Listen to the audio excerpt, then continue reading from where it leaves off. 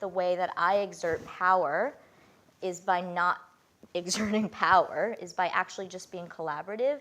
So that gets interpreted through the Hollywood male lens, as being not knowing what you want, not having a clear vision. The way that I am strong and I am powerful is not by screaming and telling people my way or the highway and everyone has to follow.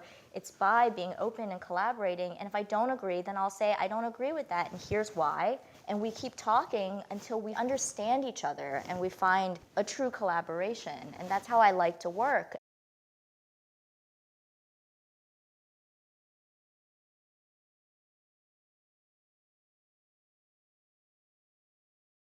Even episode 1, you open with a young woman saying, I am a perpetrator, and how do I go on with my life carrying this guilt? Like, I don't deserve to be happy. I've always asked, like, how do you discern empathy from pity, right?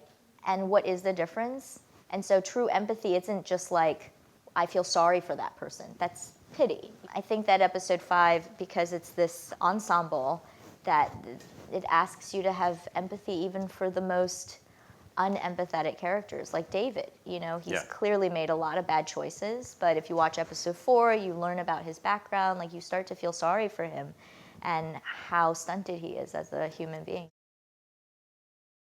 We were shooting in Hong Kong, we were shooting in LA, so while we were shooting in Hong Kong near the end, Yong had to leave and go to LA to start prepping, so she couldn't be even in the same country. It was very, very difficult for me to trust people.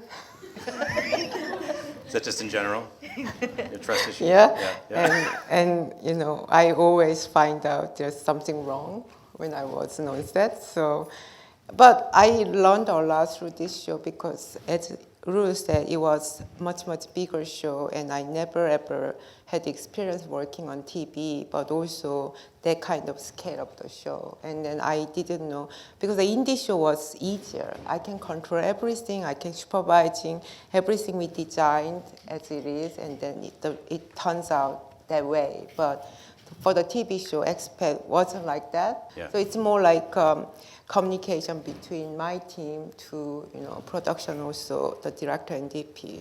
So I kind of learned a lot through that, you know, process. In order to have it look the most realistic, there were 2 things that we did. One was the distance between the backdrop and the house, so that we can have trees in the foreground. And so when you have real trees in the foreground, the movement of the trees tricks the eye into thinking that there's movement.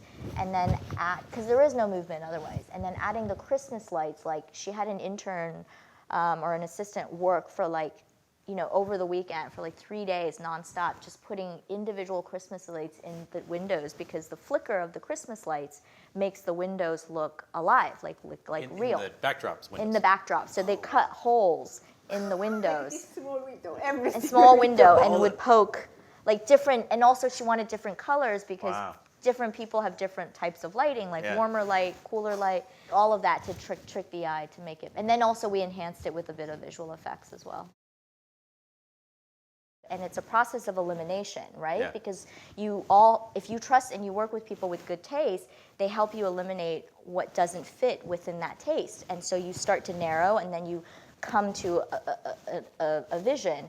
And it worked that way in the writer's room as well. People would not be afraid to pitch the bad ideas. And you have to create an environment where people can just be open and pitch the bad ideas, because that's how you get to the good ideas. And having a true vision and actually being confident is being okay with people questioning, right? And being open to those questions and stress testing your ideas, right? Exactly, as opposed to the defensiveness, because you don't actually know, and so you just yell as a way to like show your power.